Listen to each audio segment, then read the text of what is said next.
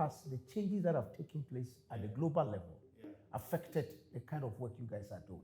The local employers are losing talent. What is your federation doing about that? We engage a lot with the employers on labor law compliance. The intention is that we have terms and conditions. When you say the economy is growing, and yet you are not creating jobs, how do you explain that? The organization plays a critical role in ensuring that the employers get the best labor. Originally, the TVET system was being viewed as something for academic failures. So as I speak to you now, we have an employer-led TVET system. Is Africa going to produce skilled labor for the world, or we are going to be producing manual labors? Just to give you a very basic example, in the human capital space, you'd have an HR who doesn't know the labor laws, but it's a graduate. What can we do as Africa to achieve the Africa we want by 2063?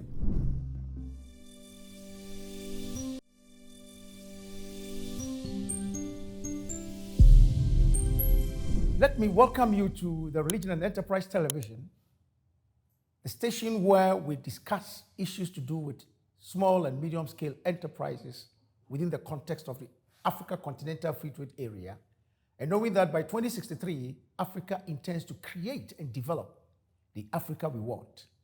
That is why this program has been initiated. Today, we are privileged to be hosting the Chief Executive Officer of the Federation of Employers of Uganda, my good friend and my own brother, Douglas Opio, who is with me right now, which I'll be introducing very soon. Douglas has been with Federation of Employers of Uganda for several years. He's an astute business leader.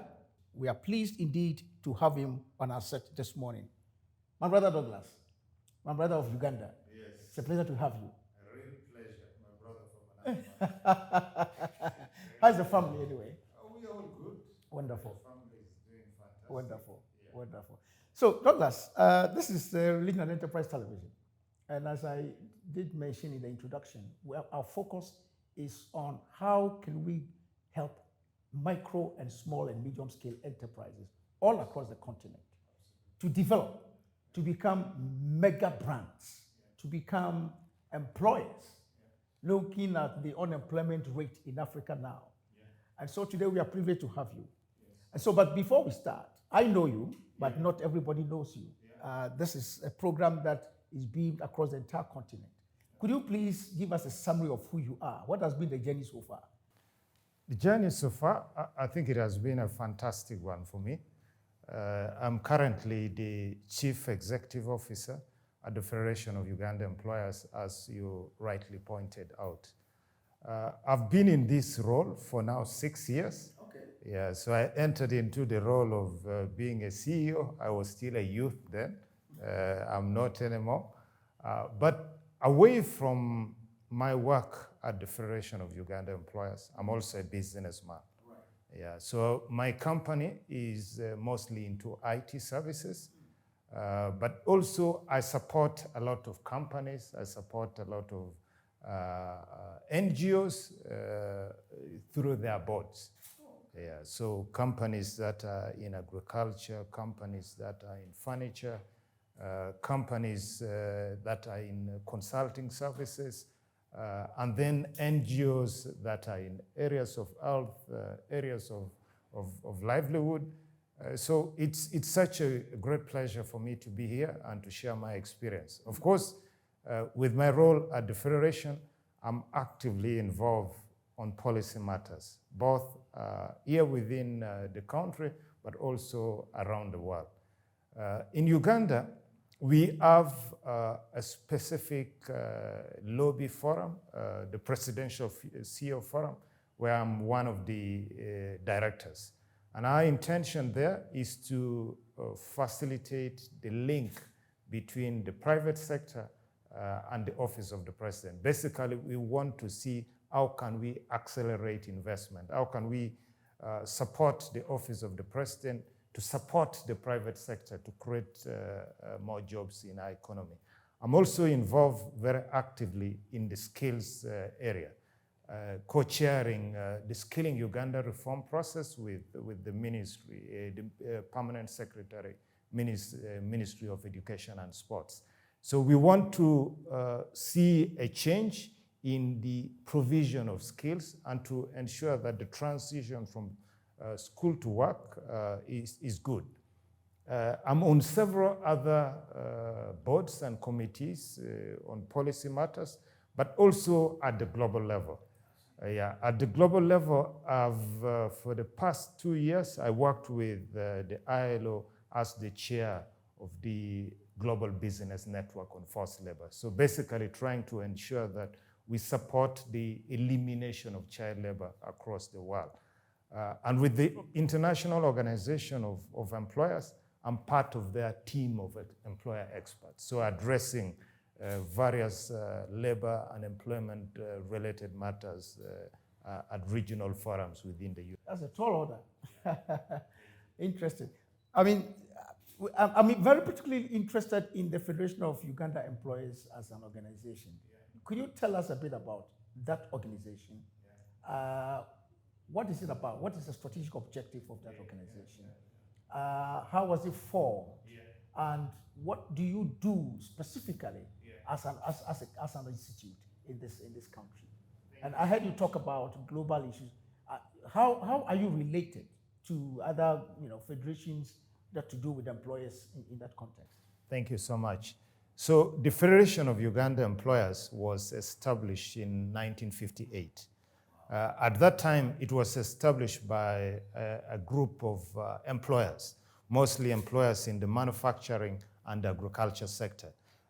The main reason for establishing it is because employers were coming under a lot of pressure from the trade unions. So they wanted to have a collective voice. They wanted to engage with the trade union as a single unit. So that's the reason for the original establishment. So in 1960, then it was legally registered.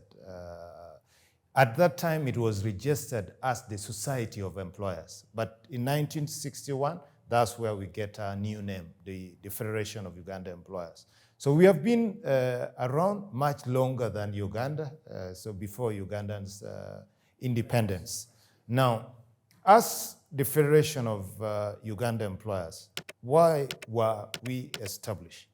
We were established to support the creation of a good business environment so that we can engage the government on policy and advocacy work, and hopefully we can have a good business environment. I must say the government has been quite responsive to us, and a number of the policy concerns that we have raised have been addressed over the years. Secondly, we are keen on decent employment. So because we are keen on decent employment, we engage a lot with the employers on labor law compliance. We want them to respect the law as far as employment of people is concerned.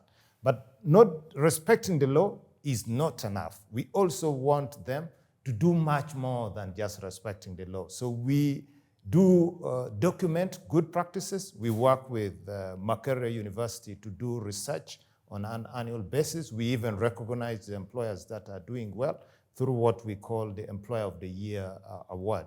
So we are keen on labor law compliance, but we are also keen on what the good practices are. The last area of our work is what we call business support. Business support has to do with what are the things that a company, that a business requires to succeed. For instance, recruiting the right staff. We support the companies with recruitment. We support them to ensure that their workplaces are diverse, they're inclusive. For instance, to ensure that women are on their leadership team, we also try to ensure that workplaces and include persons with disabilities. So all the support, trainings, and support that an employer needs to succeed. Interesting.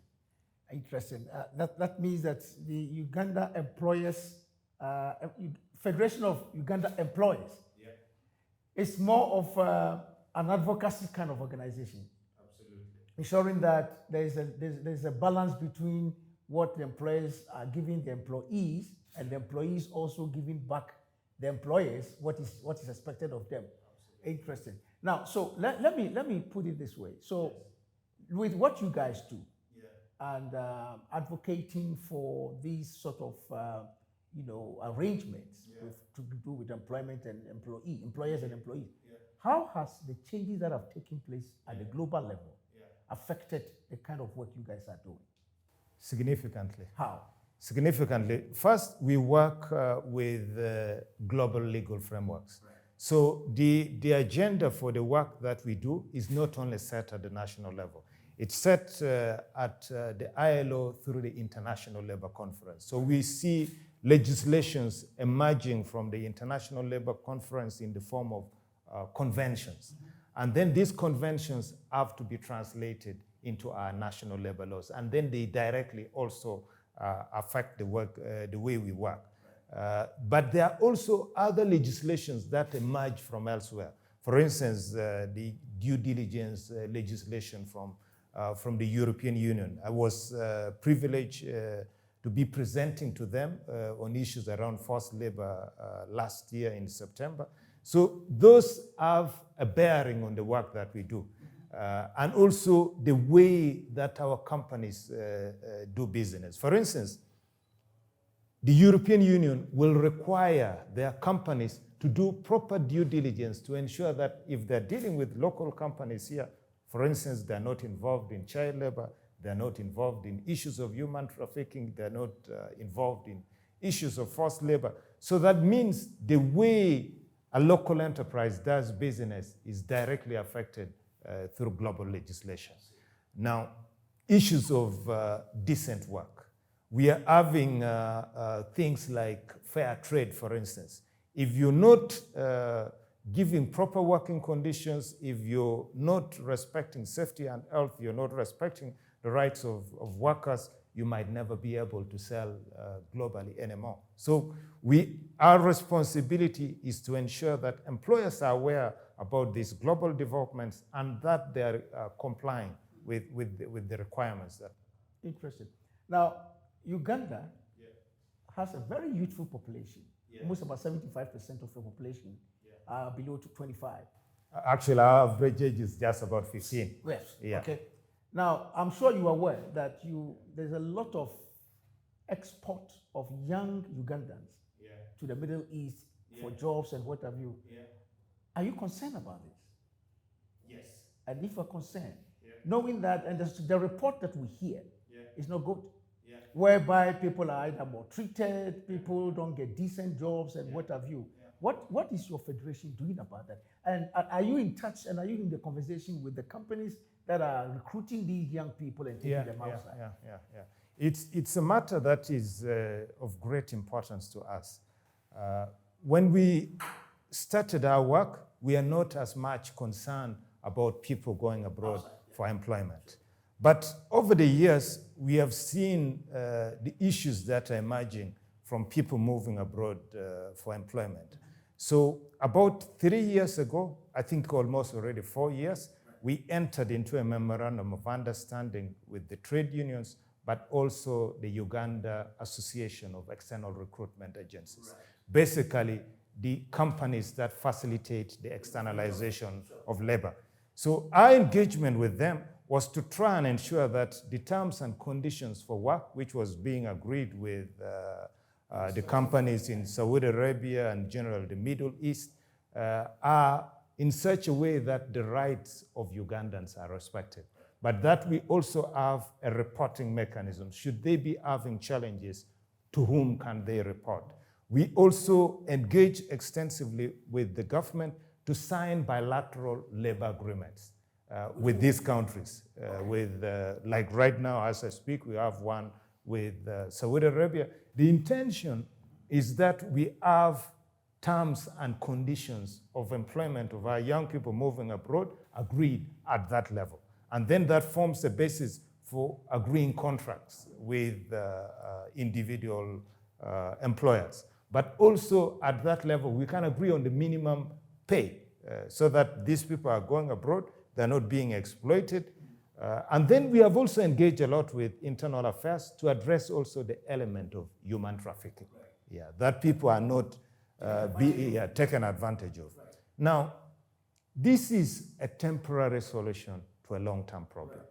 The ideal position which we are engaging the government on is how can we create decent employment opportunities in the country. Because it's not desirable that people should be moving away from the country. In any case, the local employers are losing talent. You know, I'm happy that you have raised this matter. Now, it is said that by 2050, thereabout, Africa will be the largest supplier of labor. Yeah. Now, the question that people have been asking, which has been a school of thought, is Africa going to produce skilled labor for the world? Or we are going to be producing manual laborers, like what we are seeing now, where we are exporting tons and tons. I mean, if you go to the airport on a daily basis, it's scary. And I'm asking the question, and I like the fact that you are saying this is a temporary solution to a long-term problem. Now, what are we doing practically as a country? And it's not only peculiar to Uganda, even though the numbers are huge here. What is your federation in tandem with, in association with the other associations that are exporting these young people to the Middle East? What are you doing about it with regard to a long-term solution? Yeah, the long-term solution, first of all, is skilling. Because if somebody has a skill, they can either employ themselves or get employment opportunities elsewhere. Now, the challenge we have at the moment with our education system, it's not oriented towards skills development. I'll give you a picture of you have been in Uganda for some time, but I will just try and walk you through our education journey. At the moment, when you go through a general education system, you basically start from kindergarten. Right. Now, when you're at kindergarten, the focus is just for you to learn how to read and write. Right. Now, learn English and this kind of stuff. When you come to primary school, you still do the same. You're still learning how to read and write, trying to understand your environment. You do that for another 7 years. Now, that's the skill you get out. At the end of primary 7, already 8 years of education, but you can only read and write and maybe speak some English. Yes. Now, you continue to lower secondary school, another 4 years of education, you can still do only that. Those are already 12 years of education. You continue to A-level education, which is 2 years, you can still only do that. So at the moment, our young people are spending literally 14 years of their life going to school to perfect the skill of reading, writing, and counting. But Douglas, they're not yet prepared for the labor market. But Douglas, what the picture you have painted, it's not unique to Uganda at all. Yeah, I know. This is the colonial legacy Africa. Most Africa adopted from the colonial masters. In Ghana, where I come from, we spent virtually the same amount of years doing the same thing. You can only, read and perhaps write and maybe speak a bit of foreign language. So this is not really the peculiarity to Uganda. I think the question is, if indeed you and I agree, and being the CEO of Federation of Employees, and I'm asking this because you see, your organization plays a critical role in ensuring that the employers get the best labor in terms of skills, competence, and paradigms or a mindset. Now, if that is a gap that is not being met, what are you guys doing about that? What conversation? I'm interested in knowing, and I'm glad you say you are at the policy level. What kind of conversation is going on right now between yourself, the Ministry of Education, the government for that matter, and also the Ministry of Youth and Trade and all of that? What conversation is going on? Now, first of all, I just want to thank the government very much. When we raise our concern about the fact that the employers are not receiving the quality of young people that they require at their workplaces, basically challenges of skills mismatch, challenges of skills gap, they have been responsive to us. How? One, policy change. So originally, the TVET system was being viewed as something for academic failures. So if you can't go through the general education system, then go to a TVET school. That was the thinking. So and then secondly, even a TVET school was theoretical. So you could actually go through a TVET system and not be able to work in this hotel, but you have actually trained as a chef, but you're not able to work here. So there was no practical session. Exactly. And we were still in a situation where we were employing chefs from hotels. You'd go to a hotel like Africana or this hotel, and you have people coming from out. Meanwhile, people have gone to your TVET education, but they can't do practically what these guys are going to do. So the government agreed with us to bring the employer into the training system. So as I speak to you now, we have an employer-led TVET system. So the policy framework is there. What we're doing right now with the government is to translate that policy into law, so that it's not the liberty of the education system. Douglas, this is, for me, this is innovative. Yeah. It's very, very innovative. Yeah.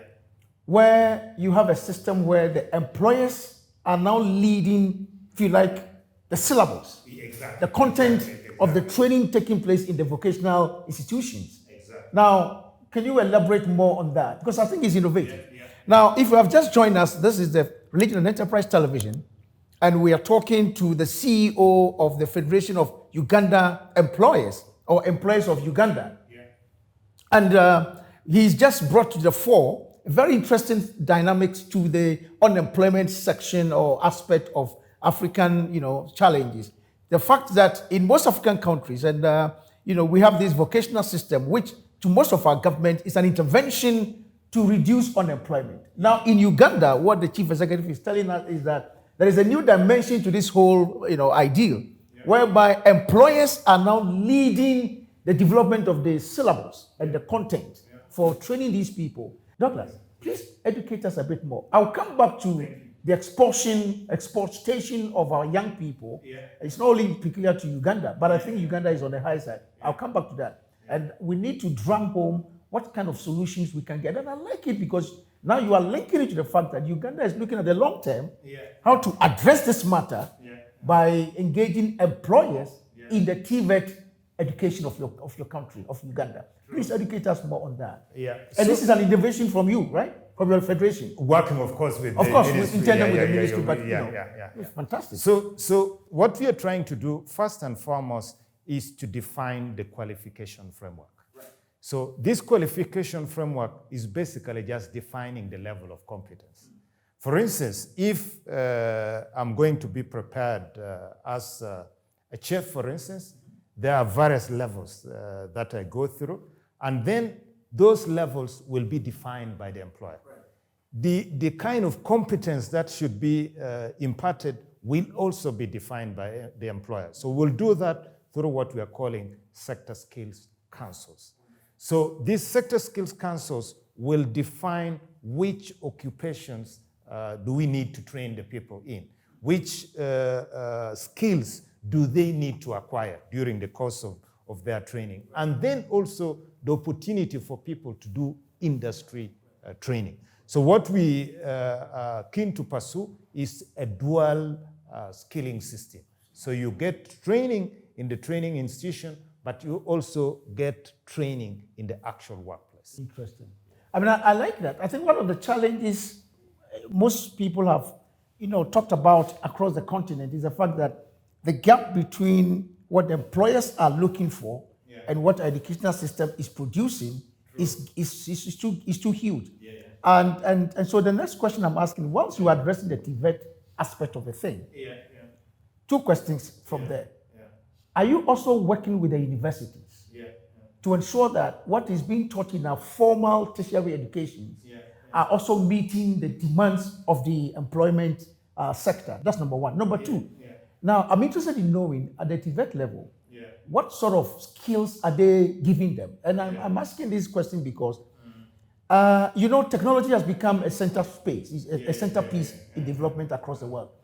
Is technology an integral part of what is being taught at the TVET level, as skills and things like that? Let me start with the TVET dimension. At the moment, we are trying as much as possible to make the transition from the TVET institution to the employer as easy as possible. What we have, and which I should appreciate the government for, we are now equipping properly the TVET institutions. In fact, when you visit some of our TVET institutions, they have facilities that employers don't have. We are now doing discussions with the training institution. Can you allow the employers to utilize your facilities? We have, for instance, Uganda Technical School, modern garage system. Where is that? Uganda is in the eastern part of Uganda. We have modern facilities which no garage in the entire region has. How can we foster collaboration now for the employer to utilize this? So I must applaud the government for the fact that we are now putting in place the facilities that are required, CNC machines and all these that you require. So that is being done. The equipments are being put in place.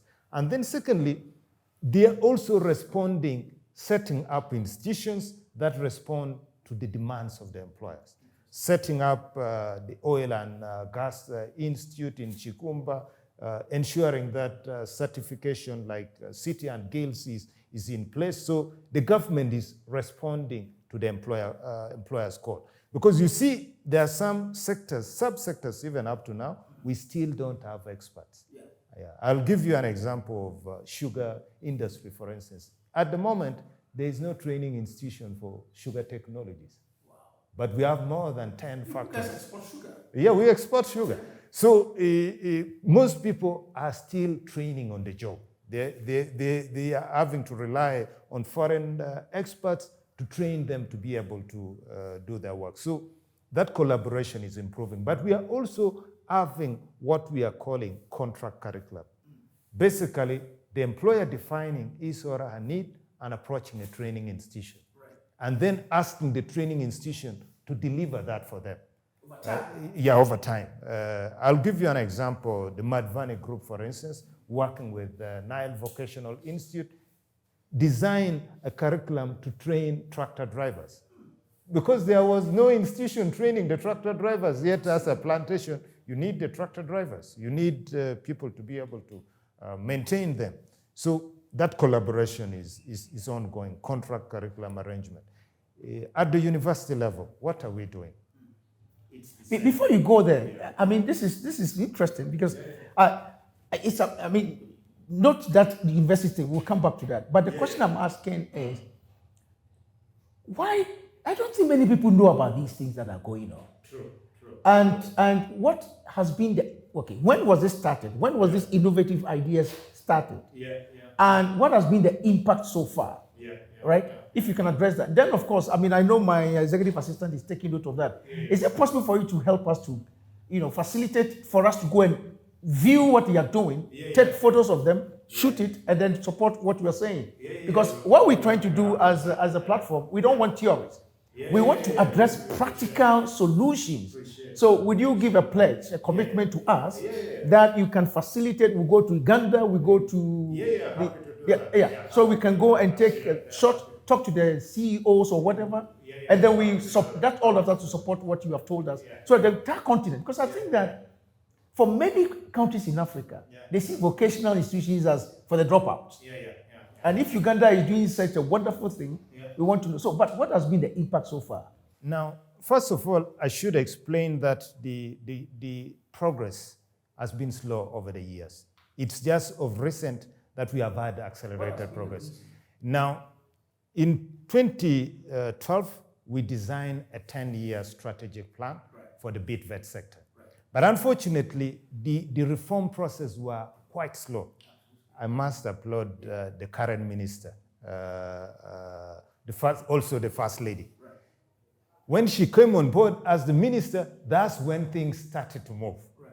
You can imagine we defined what we needed in 2012, but it was only after she came that we recently got the TVET policy that I'm talking about in 2019. So that's why you may not see quick impact. Right. Of course, it takes time. It takes time. Sure. Now, but since 2019, we have been on the right path. The government has been equipping the institutions. He has been doing partnership with the Arab Development Bank, has entered into various arrangements, including with employers. So right now, we have a lot of skilling initiatives.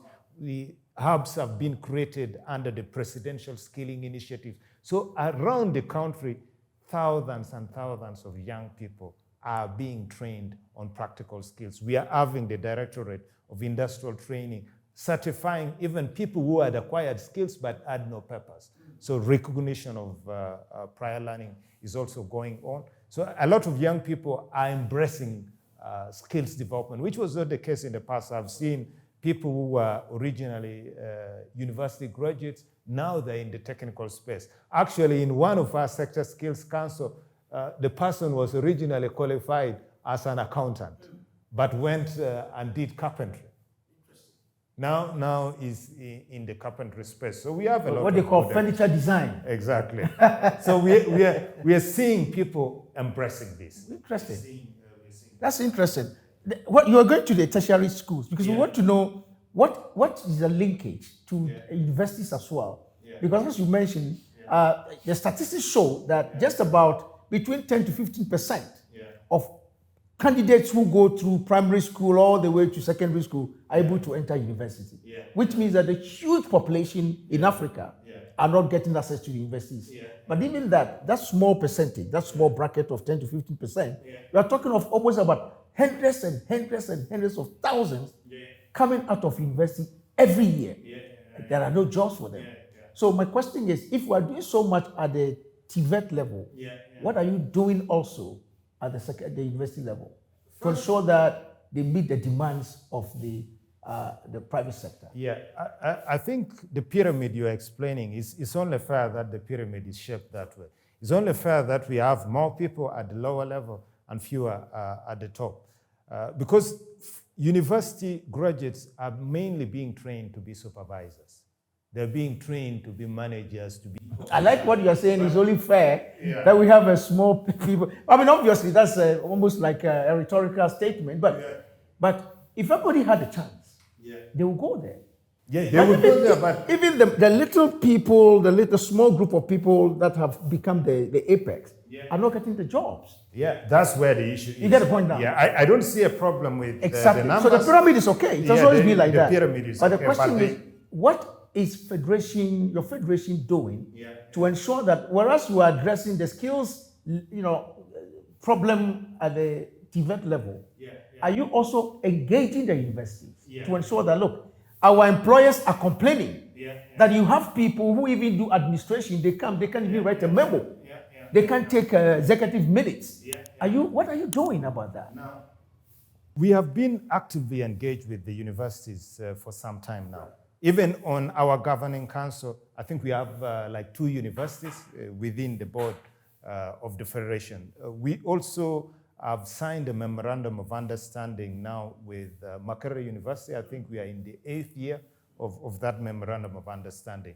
So what we are trying to do with them is that they involve the employers in the curriculum development process. Before, that was not the case. Basically, a lecturer would just Google, do his own research, and come up with his content and come up with his structure. We are now requiring that when they're presenting their course units to the National Council for Higher Education to be approved, the employers must have been involved. So that's the first part we're addressing. In the past, just to give you a very basic example, in the human capital space, you'd have an HR who doesn't know the labor laws, but he's a graduate.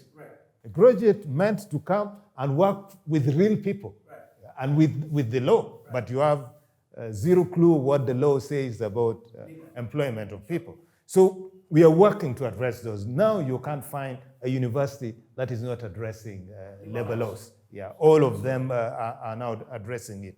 The one where we are still struggling, that curriculum side is moving pretty well.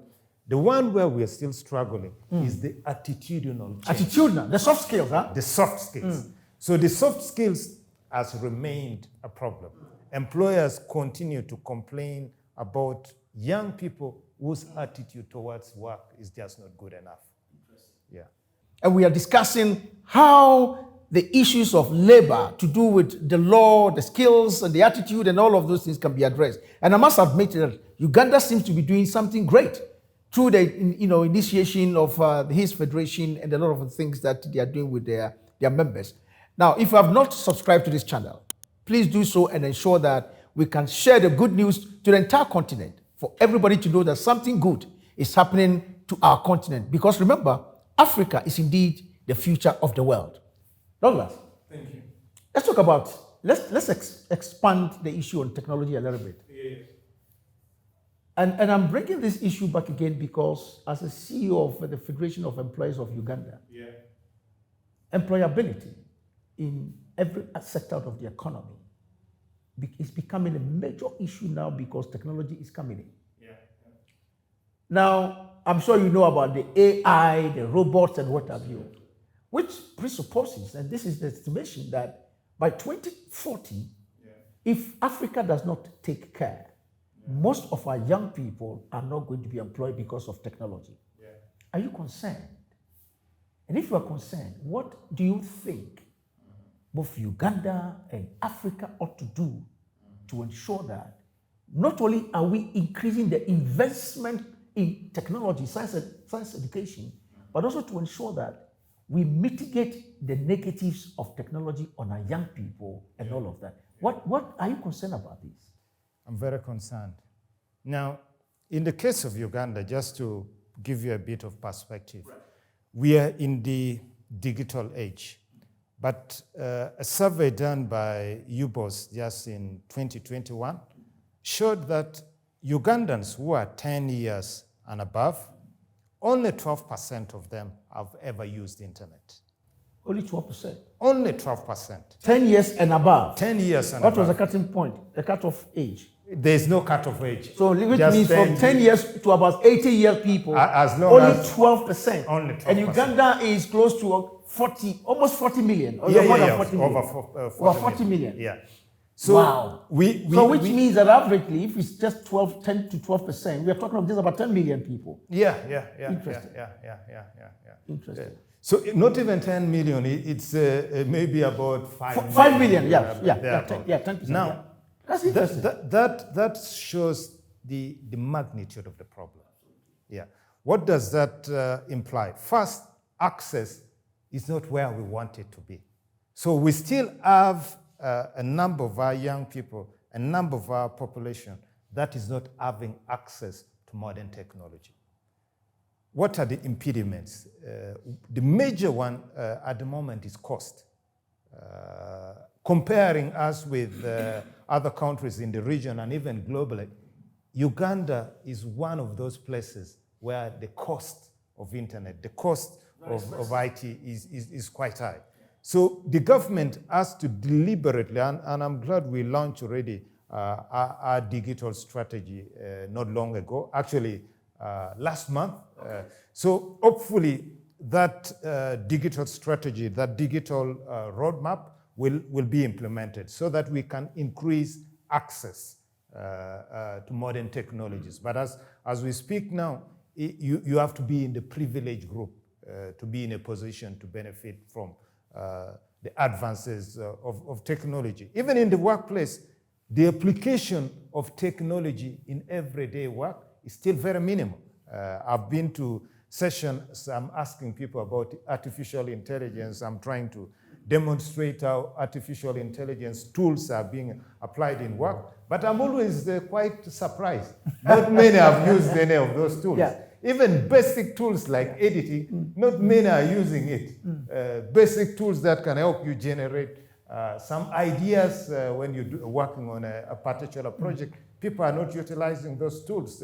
And yet, the tools, be it bad for Google or others, are getting smarter every day. Yes. And whoever is using it will definitely be ahead of the game. Yeah, because there's a research that in the past you do for 3 months, now you just type it in bad, you get it often. You get it instantly. Yeah. So if you're using the traditional way of getting your information, you're definitely already being left behind. So we still need to do a lot.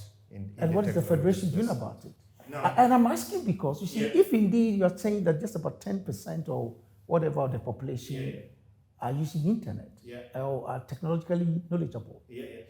Which means that it has a massive impact on employment and productivity. So what are you doing about that? Now, our core role, like I explained already earlier, is to engage at the policy level. So we have been engaging the government on a number of policies. And again, I should repeat, I'm happy that the government is generally responsive. I've spoken already about the digital roadmap. The government has already put that in place.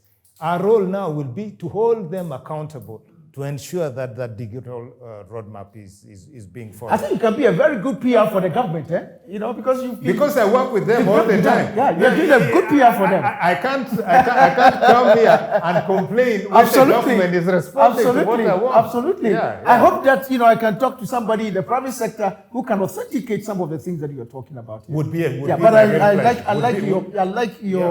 my real pleasure. Yes, yes. What haven't we asked that we haven't received? We have asked for interface, for instance, with the president himself. We have said we have concerns among employers, we have concerns among the private sector, and we want to meet you. Right. And the president has agreed to that. Now, since 2021, he meets us twice a year, and we present those concerns to him. Why the president?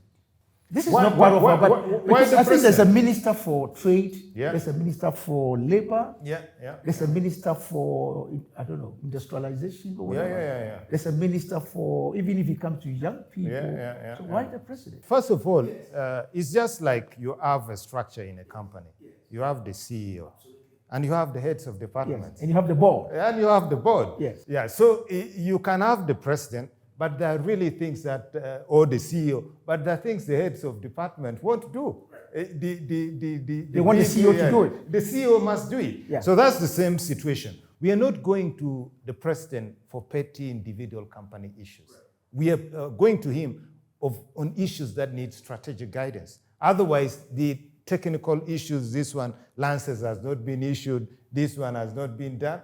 We are not going. Of course, at your level and at that level, nobody would expect that you go and meet the president and talk about licenses. But the question is, are you presupposing that the minister and the sector, department, whatever, have not been able to address this concern? There are areas. It has to go to the president. There are areas where they have fallen short.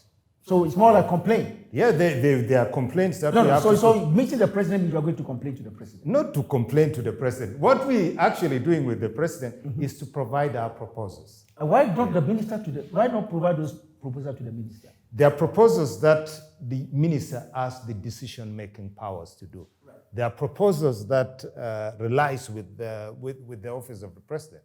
So you can't engage, for instance, the budget process was already concluded.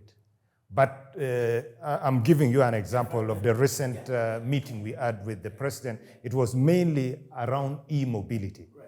Yeah. So the budget had already been concluded, but budgetary allocation had not been made for Kera Motors. And to the tune that we wanted, they had allocated very insignificant amount. Now we had to engage the office of the president to be able to provide additional resources. So we're going to lobby? We are going to lobby. So in a sense, there are issues like that. So in a sense, you go to see the president to lobby? Exactly. Kind of. Exactly. On that score, I agree with you. Exactly. But if it's just to go and discuss policy matters and stuff like that, then I have a major concern because you have a sector minister, and under the sector minister, you have so many departments that deal with it. I mean, in governance, some of these things need to be respected. And if they are not, then you are literally shooting yourself in the foot. No, it's being respected, and we have a number of forums where we are doing this. Like, for instance, I'm engaging directly with the Ministry of Education and Sports. I'm not going through the president. We are engaging with the ministry responsible for labor. We are not going to the president, but there are things that we have to go to the president. Absolutely. To lobby. Yeah, to lobby. Absolutely. Yeah. That one I agree with you. Yeah. Let's come back to the issue of trade and industry and employment. Yeah. The African Continental Free Trade Area. We all know about it now. Sure. We want to make sure that we can do trade amongst us, the country and all of that.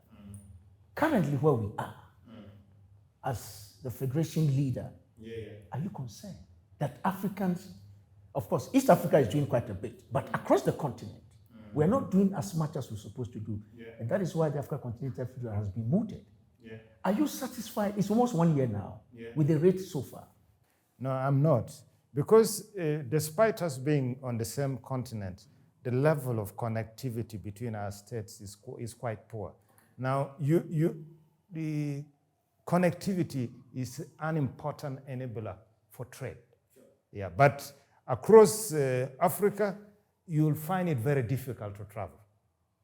Absolutely. Connecting and almost more expensive than to go to Europe. Absolutely. In some cases, you actually have to go to Europe to come back to Africa. Yeah, so the connectivity challenge, major road infrastructure, major rail infrastructure doesn't exist, even sometimes between neighboring countries. We are still just working on our connectivity within East Africa. Yeah. So the connectivity challenge is a problem to us. Now, what does that mean? If the connectivity is poor, we have a lot of trade barriers that comes with that. So a lot of trade barriers. And the bit which for me is rather unfortunate, we are afraid of each other. We are not afraid to import from outside Africa, but we are afraid to import from our And why that? You work with the employers. Yeah. So why that? Yeah. There is an element of protectionism still in place. Yeah, we still see confusion even with our neighbors. Ugandan milk can't go there. Sugar is being restricted, and yet they are importing from Brazil. Which country is that? Kenya. For instance. Right. For instance. So we are concerned about that. But why would they choose to import from Brazil and not from just they have raised concerns around quality. Quality, that's what I was coming to. They have raised concerns around quality, around standardization and stuff like that, which are not entirely correct. There are political statements which can be used for anything. Yeah, even if somebody who doesn't want you in their market, they will always use the quickest excuse. But Douglas, I mean, yes, it's true that when it comes to politics, these things are done. But you and I appreciate the fact that we have burnouts in the system, whereby, I mean, we had the pleasure of engaging the CEO, executive director of the Enterprise Uganda, my good friend Charles Ochichi, and he alluded to the fact that, look, you have contractors, for example, who may be given a contract, and the quality level of the job they do is abysmal. So you and I know there are some employers who need to be checked by way of quality, standardization, and all of that. So to some extent, there's some iota of truth. So what are we doing about that to address these issues so that when I sit in Uganda and I import, say, from Kenya, or I'm in Kenya, or I'm in Ghana, and I export coffee from Uganda, I am certain that the quality meets international standards. Because there's a tendency for us to think that, oh, this is going to Africa, like the Chinese used to do. Commodities that are coming to Africa, the standardization is so low and all of that. Now it's improved and all of that. So what is the Federation doing about that? Now, we don't engage as much directly on issues of quality. But within our network, we utilize other partners. So we are mostly working with the Uganda Manufacturers Association. We are mostly working with the private sector foundation to address issues of qualities. But for your information as well, our Uganda National Bureau of Standards is a member of FUE. So we are also directly raising the concerns of employers to them, whether they be issues of corruption, whether they just be issues that a specific area doesn't have the standards that they require, like in the cotton sector, for instance, they don't have established standards. So we are engaging them to develop standards in areas where they don't exist. The other issue that have come up to the fore is the fact that most of our SMEs are in the informal sector. Now, if we are talking about the Africa Continental Free Trade Area, and you have a lot of these people who are in the informal sector, definitely they cannot participate. Do you think that your employers will be happy when these informal SMEs capacity are built for them to come to the level where they are? Would they see them as competitors? Now, it depends on the sector, first of all. But also, I must say, we are not at the level where we are satisfying the market. Yeah, so we have a lot in terms of production gap. The expectation of the consumers is a lot more than we are able to produce locally. So the employers within the Ugandan economy are better off cooperating rather than competing, because they are not at the moment able to satisfy the market in most spaces. Even if you add big events here, just the hotels, they wouldn't have the capacity to host. If you look at it, construction materials, if you left one company, however big it is, it wouldn't satisfy supply. So most of our capacities, if you left agricultural production to a few, you wouldn't satisfy, because Uganda is basically trying to feed the region. So cooperation as opposed to competition is preferred in the case. So is it possible, for example, for the if you like call them macro and medium enterprises, are they able to mentor, provide some sort of, training and capacity development for the very informal ones, so that they can all, be propped up to become as big as they are? Yeah. Is the Federation considering that? Yeah, and already some of our partners, like Private Sector Foundation, are already doing that. There's what they are trying to address it through the supply chain. So they identify a big employer and support the big employer to develop its supply chain. So that's already happening. In our case, we are trying to support benchmarking visits. We are trying to increase the linkages between the big enterprises and the smaller ones. We are seeing companies enrolling smaller people onto their platform. Jumia, for instance, is providing a platform for the smaller guys to do trading in a more bigger way and reach a bigger audience than they would be able to reach on their own. So employers are willing to do that, and I see that already happening. Yeah. The issue of unemployment. Yes. Does it keep you awake in the night? I think I'm very disturbed when we talk about unemployment. I realize when I mention unemployment, your face changed. Yeah, I'm very disturbed, because as somebody who is in a space where I should be supporting the government to create more decent employment opportunities, I'm extremely concerned. You were speaking about the numbers. Right. Less than 5% of our population are actually university graduates. Maybe it could be around 3% or something like that. But we're already talking about unemployment. Yeah. Now, universities are increasing by the day. Right. Now we are talking institutions. The institutions. Tertiary institutions. Yeah. Right. Now we are talking about more than 50 of them. What will happen if this trend continues? What will the situation be like by 2040, for instance? So it's a major concern. It's something that we urgently need to deal with. Now, in the past, we didn't even have a national employment strategy. What is our strategy like for job creation? That's the discussion now we started at the Ministry of Gender, Labor and Social Development, to develop an agenda, to develop a strategy so that we are in a position to create decent jobs for Ugandans, and to understand on a precise basis that, for instance, in 2024, how many jobs do we intend to create? And what sectors will these jobs be? At the moment, we are not yet at that level. We are just at a level where things happen by themselves. We just assume jobs will be created. But we are certainly aware that in the past, we have had jobless growth. The economy is growing, but the jobs are not coming up. Now we are aware that if you do not put jobs at the center of your development agenda, jobs will not naturally come. Jobs have to be deliberately planned for, including precise numbers. But when you say the economy is growing, and yet you are not creating jobs, how do you explain that?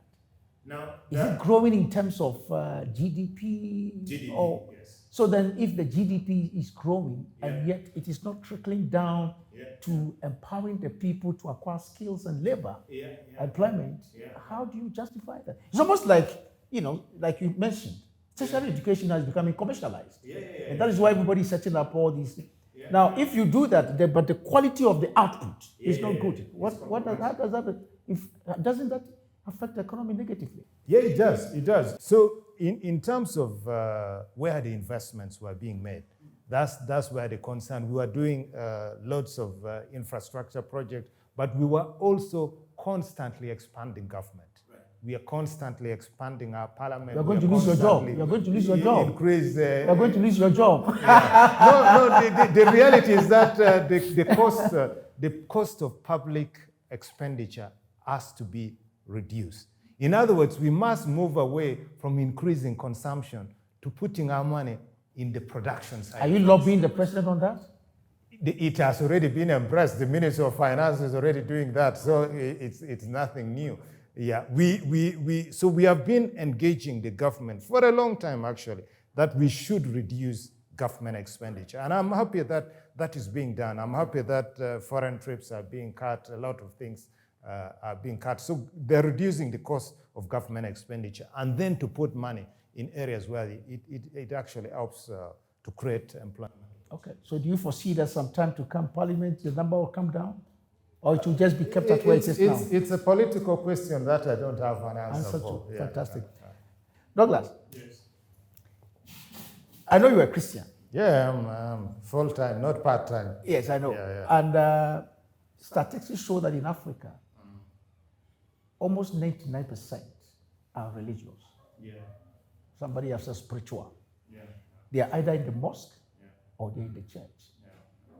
And yet, Africa is noted to be one of the most corrupt continents in the world. Corruption is everywhere. Yeah. But the magnitude and the rate at which it's affecting our economy and the development of the next generation is alarming. Yeah. My question is, is it not an irony that you have a continent where most people are religious, and yet you talk of unethical issues, corruption, and all of that? Are you concerned about this? Yes, I am. But I'm also aware that when you have religion or you have Christians and Muslims, from my faith, it also means that the devil is not far away from you. Absolutely. Yeah, because that's also where people are under a lot more pressure than elsewhere where it's a laissez-faire sort of life. But for me, the major concern is the doctrine being preached. At least I can only speak for the Christian community because I'm a Christian myself, but I see the doctrine of prosperity. That's what is being emphasized. So it's almost all these other values that are important to a Christian is not being emphasized. What is being emphasized is prosperity, and how you get prosperous is difficult to imagine. You see a situation where people are not working, expecting still to be prosperous. We see them spending every day in the church, expecting to be prosperous. It's not a new challenge. It's a challenge that was also there in the past. That's why even in the Bible, you'll see if you don't work, you shouldn't eat. Because even in the past, some people thought if you spent a lot of time in prayer, everything else will be done. So we have a responsibility to ensure that the doctrine that is being passed on is actually not misleading. That's the reality now. We have almost anybody's at liberty, like, for instance, in Uganda, where we have freedom of worship. You're at liberty to set this up as a church, and there will be no problem with that. So when you do that, usually then the element of doctrine is compromised. So you have people who are not really grounded. I would say they are part-time. Even when they are unaware of that. Their values are weak. So let's compare this to places like China. You mentioned where you have churches, you have spirituality, the devil is also there. Yeah. Take a place like Japan. Take a place like, if you like, most of the European countries. Even in London now, most buildings that were owned by Christians are now being taken to become shops and what have you, and mosques and all of that. But Chinese people, look at the rate of development. Are you saying that there's no devil there? Now, first, let me put something clear here. First, you give the example of Europe. Yes. The prosperity that now they enjoy was built on Christian values. Same with the US and same with other places. So there is a generation that does not understand the basis, the foundation upon which the wealth they enjoy originates from. It's just like being a son of a rich man. Sometimes you may not understand how hard your father used to work and bare feet and all these things. So that aside. Now, when you come to the Chinese, you have heard about the dragon. Yes. Yeah. Yes. That's the spirituality to which they subscribe. Yes. And on that basis, they get their wealth. Right. But there are also principles which are biblical and observed by non-believers that allow them to succeed. Right. Principles like giving, for instance. Right. You find it all over the place. Right. That's why a lot of people are keen to donate. Right. They are keen to give, right, because they know they become more prosperous with that. These are spiritual principles that people understand. Even those who don't subscribe to the Christian in practice, they know it works. Yes. Yeah. So those principles that are universally practiced, they go with them. Principles like, for instance, honesty. Principles like integrity. Principles that you keep your word, hard work and all this. So the Chinese are following those, right, without necessarily being Christians, but they're living Christian values. So what is missing in our continent here? We are not living the values to which we subscribe. Just talk about them. One, for instance, we are supposed to have integrity. We are supposed not to take things that does not belong to us. But yeah, we are taking it. We are supposed to be good stewards of the resources God has entrusted to us, including time. Right. But we don't do that. So my question is, I think the solution is what is important. What can we do to turn these things around? I think for me is we have to put a lot more emphasis on the value system. Anywhere where people have developed, you're speaking about the Japanese, they have a clear value system. They have Kaizen, they have all sorts of models. Their values are clear. But as far as we are concerned, we are embracing everything. Yeah. What do we consider as our value? In any case, a lot of our values, we are saying it doesn't apply. But integrity doesn't matter whether you're in the, 21st century or you're in AD. You still have to be a person of integrity. So for me, the emphasis should be on our value system as much as possible. And value system, by extension, you see it in the workplace as soft skills. Okay. Yeah. So we have to put a lot of emphasis on those. By 2063, yeah, we've talked about Agenda 2063, the Africa we want. Yeah. And here we are saying that we have a continent that majority professes to be Christians or Muslims. Yeah. And something is missing. The principles, the integrity issues that you mentioned. Yeah. What can we do as Africans to achieve the Africa we want by 2063? Yeah. And I'm asking this question because, as you know, the huge percentage of our population are young people whom find themselves in the church and find themselves in the mosque. Yeah. And yet these principles that we've talked about seem not to be working in their lives. Yeah. What can we do, both from the top, middle, and the lower, so that we can become the Africa we want as a continent, from where you speak, from where you sit? Thank you so much. First of all, it's clear in the Bible that without a vision, the people perish. Now we are safe there. We have a vision, 2063. The next is, how do we move from where we are to that desired future? The first one, which is, for me is the most important, is skills. So education first and foremost, because without knowledge, my people perish.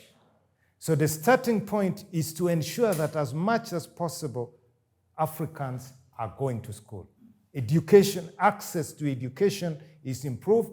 As people are going to education, skills that they are going to schools, they're actually learning these values, they're actually learning the skills that they need to thrive in the world of work. Secondly, the issue of health. Because more and more we are seeing health conditions, ailments that in the past were not African at all. Right. And we are seeing that treating our people, our health costs are increasing every now and then. Now, if these health costs continue rising, it means we cannot put money elsewhere. So the health of the people within the continent, we have to address that. Now, when we address the social services infrastructure, the connectivity within Africa, how can we increase connectivity? How can we increase understanding between us and the Kenyans, understanding between us and the people in the Ivory Coast and other parts of the continent? So to facilitate connectivity, not just by physical infrastructure, but through the other things we do even virtually. How can we make it possible that a Ugandan can co-create a product with a Nigerian, for instance? At the moment, you don't see, working together, even when we are far apart in terms of space and time. But we should create an ecosystem that allows that. That facilitates better understanding of our cultures and way of life. Wonderful. Thank you. If you have just joined us, once again, this is the Religion and Enterprise Television, where we discuss issues to do with SMEs in the context of the Africa Continental Free Trade Area and the Agenda 2063. I've been talking to my good friend and brother in Uganda, Mr. Douglas Opio, the Chief Executive Officer of the Federation of Employers of Uganda. My brother, yes.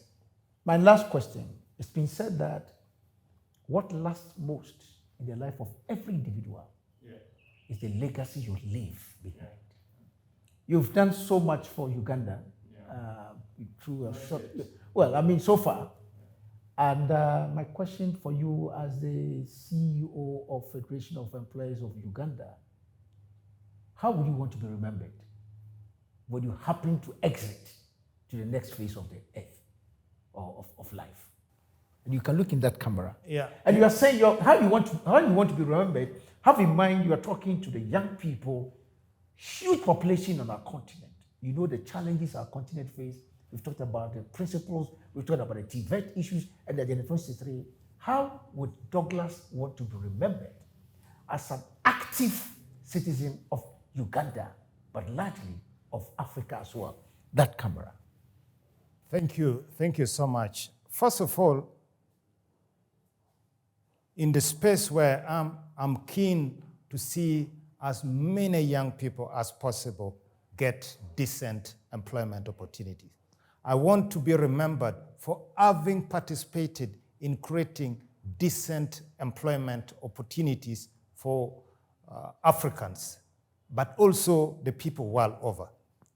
Secondly, I want to put out my 4 key values that drive my own life. The things that I try to do day by day so that I can be a better person. Because productivity and performance and changing the world starts with yourself. You can't change Africa without first changing yourself. The first thing, skills. Define where you want to go as a young person. And then ask yourself the question, what skills do I need to acquire to take me there? So define a set of skills requirements that you need. Is it coding? Is it learning how to drive? Is it learning construction? What exactly do you need to achieve your vision?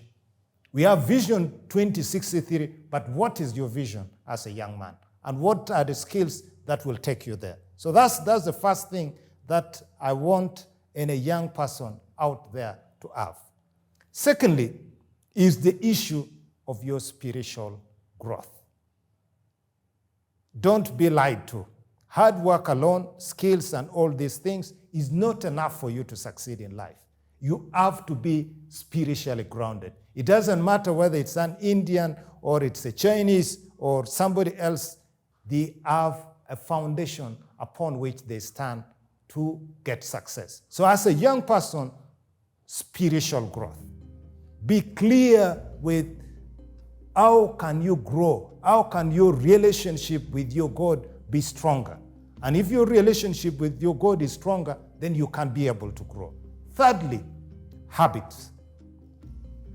What are those habits that you need to acquire that will allow you to succeed? It's not enough to be having skills. It's not enough to be spiritually grounded. It's much more important that you have the habits that allow you to succeed. What do I mean by habits? For instance, a simple habit like waking up early implies you have a longer day to work. It implies that you have an opportunity to plan for the day and to do a lot of things that ordinarily wouldn't be possible. In fact, the Bible says, a little more slumber and poverty will pounce on you like a bandit. Habits like waking up early. Habits like writing a to-do list, writing what you need to do for the rest of the day. So it's important that you build habits that allow you to succeed. Finally, asset acquisition. Whatever you do, we know that it's simple. Capital accumulation. You become wealthy by accumulating capital over time. Now, you cannot accumulate that capital if you don't have your clear asset targets, both soft targets, but also the ones which are fixed, physical assets, but also intangible assets like bonds, like bills and stuff like that. Be clear on those. So as a young person, that's my advice to you. Have clear life principle. How are you going to live your life in this world that will allow you to succeed? God bless. Wonderful. This is the Chief Executive Officer of the Federation of Uganda Employees, or Employees of Uganda, my good friend Douglas Opio. I cannot thank you enough. It's been a pleasure talking to you. And together, I believe that we will do whatever we all have to do so that by 2063, Africa indeed can become the Africa that we want. It's been a pleasure talking to you. You're doing an excellent work. Thank God you so bless much, you. my brother. Africa needs you.